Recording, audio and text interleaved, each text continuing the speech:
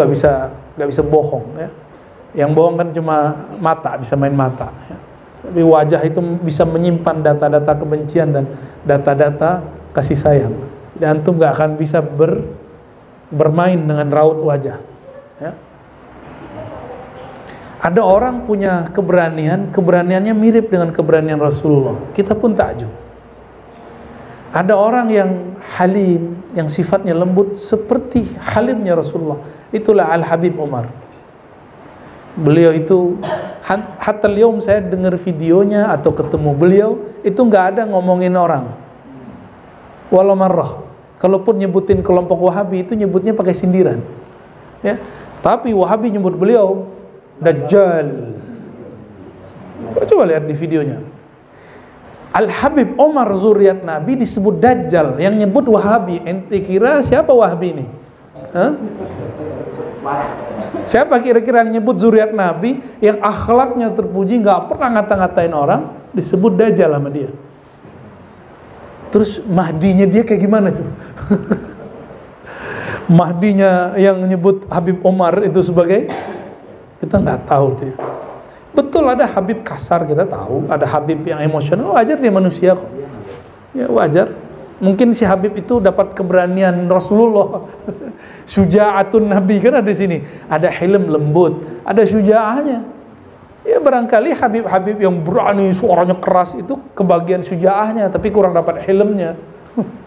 Kurang dapat santunnya, tapi dapat beraninya. Tuh. Yang kebagian beraninya Nabi jadi nggak takut sama jenderal ya kan, nggak takut sama fulan. Gimana Rasulullah tuh?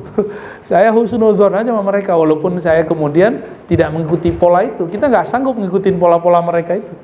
Ya, husnuzon aja gitu ya. Au samahah, ada juga Habib pelapang, ditipu orang, ya sudah, bukan rezeki saya. Ketemu sama Habib, KTP dia sama kartu keluarganya digunakan oleh kawan dekatnya, lalu dijadiin untuk jaminan pinjaman. Yang bayar siapa? Dia yang bayar. Yang dapat duit siapa? Oh itu kejadian. Dia ngomongnya mungkin bukan rezeki saya. Ya sudahlah. Ada loh Habib begitu. Kita ngelihat orang cuma dapat samahah Nabi, kita sudah takjub loh. Gimana kira-kira kalau semua sifat itu ada di satu orang? Kira-kira gimana? Antum nggak berani natap dia, nggak berani natap dia. Seperti Abu Bakar nggak berani natap, setiap natap dia nangis. Maka Abu Bakar tuh kalau natap saya boleh, saya bukan Nabi, nggak ada masalah. Ya. Itu kata beliau, "Fama dhannuka bi'azimi qadri man ijtama'at fihi kullu hadhil khisal." Apa pendapatmu jika ada orang dia hilm, santun, dia juga berani, dia kuat, dia juga berilmu, dia bernasab mulia, dia juga wajahnya sangat indah, orangnya penyabar, juga pelapang dada. Orang-orang begini ya. Maka beliau mengatakan wala yu'abbir anhu maqal. Enggak ada lagi kata-kata yang bisa menghikayatkan tentang Nabi. Wala yunal bikasbin wala hilatin illa bi takhsisil kabiril muta'al. Tidak mungkin ada orang seperti itu kecuali karena Allah memberikan keistimewaan di dalam dirinya. Allah sendiri yang ingin mengenalkan dirinya kepada sosok itu. Sehingga kita mengatakan jika Muhammad sallallahu alaihi wasallam begini, bagaimana dengan Rabbu Muhammad sallallahu alaihi wasallam? Maka disitulah saya kemudian berhenti membayangkan Allah itu ganas, Allah itu garang, Allah itu pemarah, bengis. Itu berhenti. Kenapa? Sosok Nabi Muhammad sallallahu alaihi wasallam sulit membayangkan beliau itu berwajah sangar, itu sulit. Kalau ustadz wajah sangar mah banyak. Ya, orang baru hijrah wajah sangar aja banyak. Benar nggak? Baru hijrah, nggak tahu hijrah kemana dia. Entah hijrah ke Allah, entah hijrah ke aduwullah, musuh Allah ya. Ikuti hijrah ya. Nah ini kaidahnya di sini. illa bi takhsisil kabiril muta'al. La yunalu bi kasbin wala hilatin illa bi takhsisil kabiril muta'al. Enggak mungkin ada orang sesempurna Nabi Muhammad kecuali karena Allah ingin memantulkan sifat kesempurnaannya kepada Nabi Muhammad sallallahu alaihi wasallam, ya.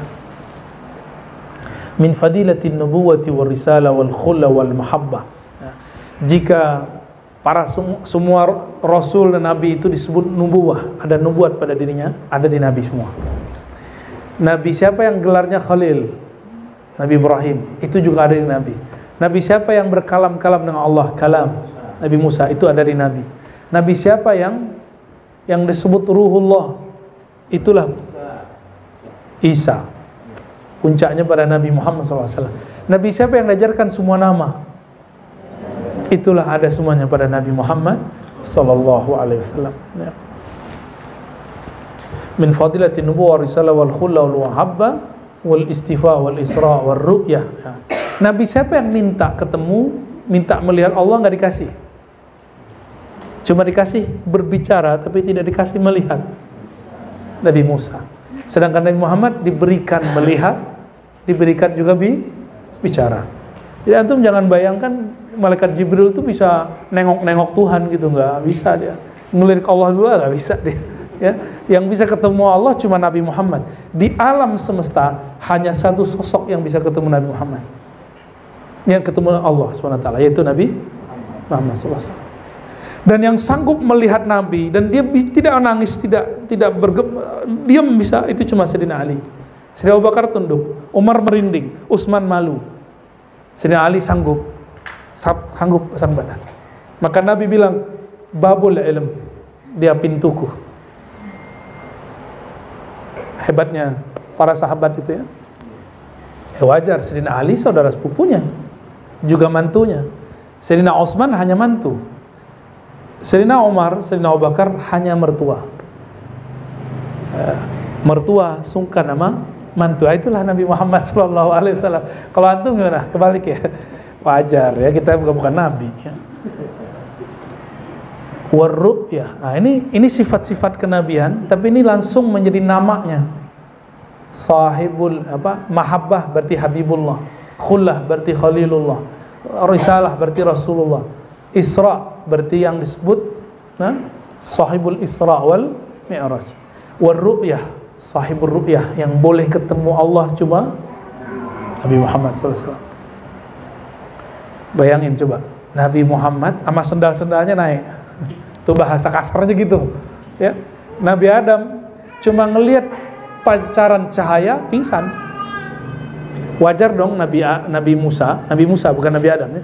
Nabi Musa wajar nggak mampu menjadi umat, nggak mampu jadi nabi, umat Nabi Muhammad, umat akhir zaman nggak akan sanggup, ya. Nabi Nuh coba Nabi Nuh diusir di Taif. Nabi Nuh itu cuma diejek, dibully kapalnya, dirinya masih aman. Kapalnya ditaruh itu, tinjaknya orang taruh situ. Bahkan ada yang kurang ajar, buang air kecil berdiri situ, tembak. Pagi-pagi datang udah pesing, udah bau lengkap semua. Tapi dirinya belum ada yang ngencingin, dirinya belum ada yang ngelempar, belum ada. Nggak ada yang ngelempar tinja ke Nabi, nggak ada, ke Nabi Nuh. Tapi Nabi Muhammad langsung dilemparin. Ya antum bisa bayangin tuh, Nabi Nuh langsung doa, ya Rob. Tuh, seperti dulu para nabi berdoa, hancurkan mereka sehancur-hancurnya. Karena kalau punya keturunan pasti kafir. Tuh, dia seuzon sama Allah kan. Tapi Nabi Muhammad enggak. Ya Allah, jangan hancurkan mereka, mereka tidak mengerti. Dan aku berdoa semoga keturunannya percaya kepadaku. Itu beda Nabi Muhammad, ya. Dia lebih tinggi Nabi Nuh atau Nabi Muhammad? Ya, jelas ya. Wal qurb, dekat. Tadi saya sebutkan yang boleh bertemu Allah hanya Nabi Muhammad, disebut ru'yah. Melihat dari jauh kita bisa lihat orang, tapi yang bisa dekat dengan orang itu siapa? Tentu orang-orang yang kenal dengan dia, kenal namanya, kenal sifatnya, kenal kebiasaannya. Itu kalau makhluk. Yang bisa memandang Nabi banyak, tapi orang dekat Nabi tidak banyak. Ya, orang dekat Nabi tidak banyak. Yang dekat kepada Rasulullah SAW itulah orang yang juga dekat kepada Allah. Makanya solawat itu thariqat, jalan tol kepada Allah. Lebih dari tol kayak pesawat, harusnya sehari, setahun, tapi bisa dicapai dalam waktu beberapa jam kepada Rasulullah SAW. Itu langsung usul kepada Allah. Cukup tumbuhkan nama Muhammad dalam qalbumu, maka kedekatannya akan turun kepadamu. Siapa yang dekat dengan nama Nabi Muhammad pasti dekat dengan nama Rabbu Muhammad sallallahu alaihi wasallam. Ngawal qurb, seberapa dekat Nabi Muhammad kepada Allah? Summa dana fatadalla fakana qaba qausaini au adna. Dekatnya seperti dua busur. Di mana dua busur? Dekat atau enggak? Dekatnya ini kita ini udah dua busur ini sudah. Dekat sekali. Bayangkan ada di majelis besar, ya, majelis pengajian umum di tengah lapangan, terus ada orang yang bisa dekat ke bagian kiai di tengah, di depan. Itu orang-orang siapa itu? Itu orang-orang spesial. Nabi Muhammad SAW satu-satunya yang diberi kedekatan kepada Allah Subhanahu wa Ta'ala. Disebut maqam qaba qausain. Tapi ada lafaz berikutnya. Summa dana fatadalla fakana qaba qausaini au adna. Au adna atau lebih dekat dari dua busur. Dekat yang tidak berjarak. Dekat tapi tidak berjarak. Ini disebut maqam la maqam. Hal bila hal. Maqamun bila maqam. Maqam tapi tidak tahu lagi sebutannya apa. Inilah yang disebut Rabb. Allahumma rabba hazihi da'wati tammah wassalatil qa'imah ati sayyidana Muhammadanil wasilah. Itu dia maqam qurb. Jadi qurb ini nama maqamnya wasilah. Ya. Itu tambahan ulama itu wasyarafa wad darajatal aliyah, tambahan ulama. Yang dari hadisnya cuma ya saya ngikutin yang hadisnya aja. Tapi boleh pakai riwayat dari ulama. Seperti Allahumma antas salam, saya lebih senang baca Allahumma antas salam minkas salam tabarakta rabbana ya dzal jalali wal ikram. Tapi boleh kita tambahkan ya Allahumma antas salam minkas salam ilaika ya'udus salam fahayyina rabbana bis salam. Boleh, enggak apa-apa. Tawassul dengan nama Allah as-salam. Tawassul dengan wasilah Nabi langsung dalam itu ya. Gimana lafaznya tadi? Wa ati sayyidina Muhammadan al-wasilata wal fadila wasyarafata wa darajatal aliyah. Terus wa ba'athu maqaman mahmudan alladhi wa'adta innaka, itu tambahan ulama, innaka la tukhliful. Jadi ya wasyarafa wa darajatal aliyah itu dari ulama, innaka la tukhliful mi'ad dari ulama. Itu boleh, itu bagian dari adab ya. Bukan bid'ah. Wad dunu, ini yang maqam la maqam. Wad dunu, kedekatan, wal wahyu, dan wahyu. Nabi itu yang wahyu itu artinya apa? Bisikan yang cepat. Jika sosoknya seorang nabi disebut wahyu. Masuknya wahyu ke dalam qalbu nabi dijaga oleh Allah maksum. Nabi ketika menerjemahkan pasti benar. Tapi jika ada bisikan masuk ke dalam qalbu yang bukan nabi, bisikannya aja belum dijaga. Ya, bagaimana dengan penerjemahannya? Dan setiap hari ada ribuan, bahkan bahasa ulama-ulama kita 70,000 khatir turun ke alam semesta. Khatir itu bisikan-bisikan langit turun ke alam semesta. Dan yang benar cuma satu, qalbu Sayyidina Muhammad SAW. Maka wali dapat ilham bisa salah. Wali dapat ilham bisa salah. Apalagi kita yang gak jelas ini. Walinya wali apa ya kan? Antum wali apa ayo? Wali murid udah pasti ya.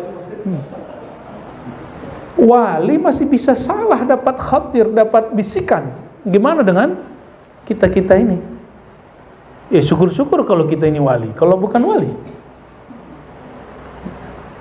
maka khatir yang turun, khatir ini bisikan, lintasan yang masuk lewat ke dalam kolbu.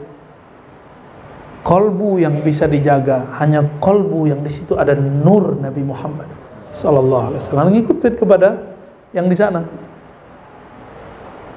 Itulah sebabnya kenapa orang yang berwirid tapi tidak sholawat halnya tidak sahih. Kejadian-kejadian rohaninya itu tidak sahih karena nggak ada stempel nama Nabi Muhammad di situ. Ya, pasti ntar ada penampakan. Dia nggak ngeliat Nabi, dia bilang dia ngeliat Nabi. Ya. Dia nggak dengar Nabi kalam, dia berbohong atas nama Nabi. Nah itu mulai muncul. Ya, kalau orang udah berani berbohong atas nama Rasulullah, gimana dia atas nama gurunya? Ya. Nabi mengatakan al-kazibu atau al-kizbu alayya la ka-kizbi ala ahadikum. Dalam riwayat Muslim, bohong atas namaku sama dengan mimpi ngaku ketemu aku, itu beda loh. Ngaku mimpi basah itu beda. Antum bohong mimpi basah nggak apa-apa, dosa sendiri. Tapi bohong atas nama Rasulullah, mimpi Rasulullah itu dosa besar. Ya, falyatabawwa maq'adahu minan nar. Ya, siap-siap tempatnya di neraka. Maka saya tidak akan kemudian terlalu menoleh dan terlalu ketat kepada orang yang mengaku mimpi ketemu Rasulullah atau mengatakan saya dapat ilham dari Nabi. Terserah, katakan aja kul masyita, ya. Karena yang jamin langsung antum lihat aja. Ketika dia bercerita begitu, pasti ada nar dalam dirinya kalau bohong. Tapi kalau dia benar, pasti ada nur di dalam dirinya ketika dia berkalam, ya. Wal wahyu wasyafa'ah. Nah, Nabi itulah yang disebut punya syafa'ah. Apa arti syafa'ah? Secara harfiah syafa' itu artinya genap atau lipat gandakan sesuatu. Syafa' lawannya witr, ganjil. Apa makna syafa'ah? Yang mampu melipat gandakan pertolongan. Itu arti syafaat. Pantas nggak kita baca Quran ria, sholat tidak khusyuk, riyadhah setengah-setengah ikhlas, sholawat pun karena pengen ada hajat, terus antum dapat syafaat? Nggak pantas. Makanya Nabi jangankan kepada orang sholawat. Jadi ini kabar gembira kalau sholawatnya masih sholawat begitu nggak apa-apa. Kan banyak yang protes nih, Ustaz, saya masih sholawat karena pengen dapat duit, ya kau silakan, monggo, ya. Sholawat pengen sembuh, silakan, masih mending lah. Cuma masa begitu-gitu mulu? Tapi daripada yang satu lagi mending ini. Apa kata Nabi? Syafaati li ahlil kabair min ummati. Syafaatku kepada pelaku dosa besar kepada umatku. Jadi bagi orang-orang yang sholawat karena ada hajat, Rasulullah kasih. Orang yang dosa maksiat aja dikasih. Jadi ikhlas nggak ikhlas, berkat turun 10 kali satu sholawat. Ada rasa nggak ada rasa, antum sholawat itu sirnya turun 10. Maka jangan heran orang sholawat itu berkah aja hidupnya. Ini kalau nggak sholawat ya nggak berkah hidupnya. Jadi salah satu torikot kita adalah sholawat. Ya, torikot kita ngaji, yang kita kaji siapa? Nabi Muhammad. Yang punya nama Sang Muhammad itu suruhannya apa? Aksir sholata alaiya. Banyak-banyak sholawat kepadaku.